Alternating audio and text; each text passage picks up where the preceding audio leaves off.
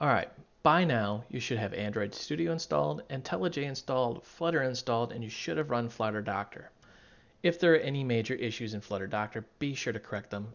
Don't worry about the connected devices, it's not important at this point. Go ahead and open IntelliJ, click Create New Project, and you'll see Flutter listed on the left. If you don't, you didn't install the plugin correctly. On my system, I was able to follow the steps that I described. On some systems, you may need to go back and reinstall the Flutter plugin after installing Flutter. Go ahead and choose the SDK location. If you can't find it, click Install SDK and follow the directions. Click Next.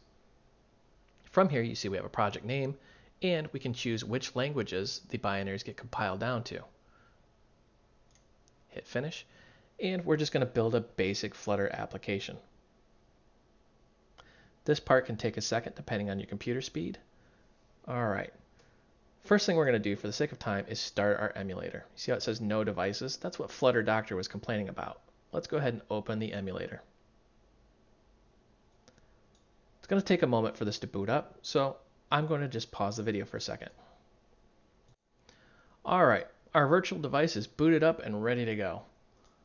We're just simply going to click the Run button, and you'll see it's going to start building, compiling, and pushing the application out to the phone. While it's doing that, I'm going to cover what this application does. Here we're importing the material package. Think of the material as just like a desk in front of you. It's just a flat surface which you can move things around and work with. Then we have our main function, which calls runapp. Run is the main entry point. Runapp is just a function that takes this class, in this case the myapp, and pushes it out. Now, Dart has what's called stateless and stateful. You can see these two here. Stateless means it doesn't track the state. State is, well, what's going on currently. For example, let's say you're married and you come home at 3 in the morning. Your wife says, hey, where were you? And you say, hey, none of your business where I was. Your wife's state is going to change. Yes, state is simply what's going on in the application.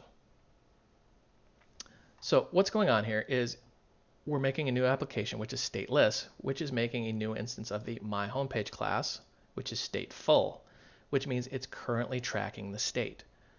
And here we see the My Homepage state, which actually has a counter inside of it. Then internally, we're building the graphic user interface through this build function right here. Let's go ahead and look at the program. And as you can see, here it is in all its glory. We're going to click this, and you can see the state is changing. Let's look at this a little bit. Let's say I don't like that. As you can see, when I saved it, it initialized what's called a hot reload, and the emulator updated in real time as well.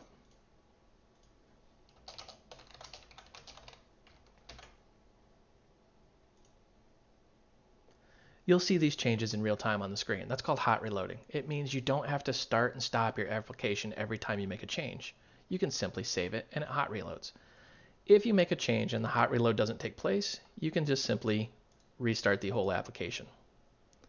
And because the program's out there, it restarts very quickly.